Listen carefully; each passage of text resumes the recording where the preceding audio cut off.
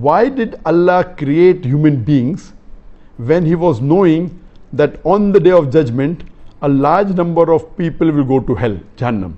Does it not raise the question on the mercy of Allah?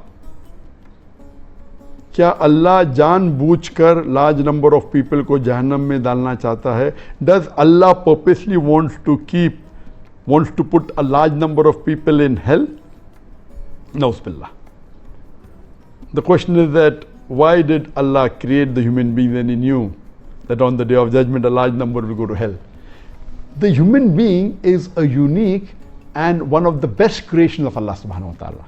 Unlike the other creations, all the other creations, they submit the will to Allah subhanahu wa ta'ala, they obey subhanahu wa ta'ala 100%, whether it be the trees, whether it be the stars, whether it be the sun, whether it be the animals, whether it be the birds, all of them are Muslim, they submit the will to Allah. Allah created two creations, the jinn and the men, the jinn and the human being. And the human being is a superior creation that they have a free will of their own. They can either obey Allah or they can disobey Allah. Now, after free will is given, if a person obeys the commandment of Allah subhanahu wa ta'ala, obeys and follows the Quran and the Sahih Hadith, he is far superior than a person who has no free will and he obeys the commandment of Allah subhanahu wa ta'ala. So a human being who has a choice of his own, has a free will to obey or disobey Allah subhanahu wa ta'ala, and then if he follows the commandment of Allah, he is higher even than the angels. Or the angels have no free will to disobey Allah subhanahu wa ta'ala. So He has created a new creation. And when you want something which is excelling or of a higher quality, the chance of success rate is less. For example, if you appear for an examination of 10th standard, you find that most of them pass. When you go to bachelor's degree, yet most of them passed, but lesser as compared to 10th standard. If you appear for an MBBS degree, the percentage of passing the exam is lesser than people passing the bachelor's in arts or in science.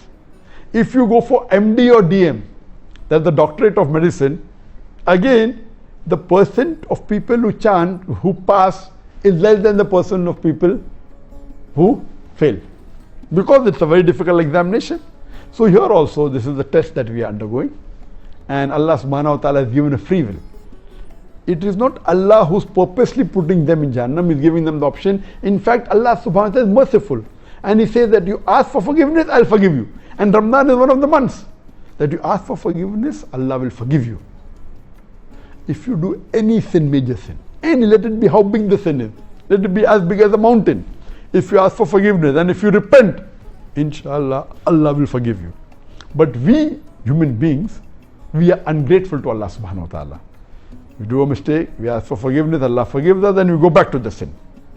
So this is the test we are undergoing, as Allah says in the Quran in Surah Al-Imran, chapter number 3, verse number 85, that kullu nafsin zakatul maut, every soul shall have a taste of death.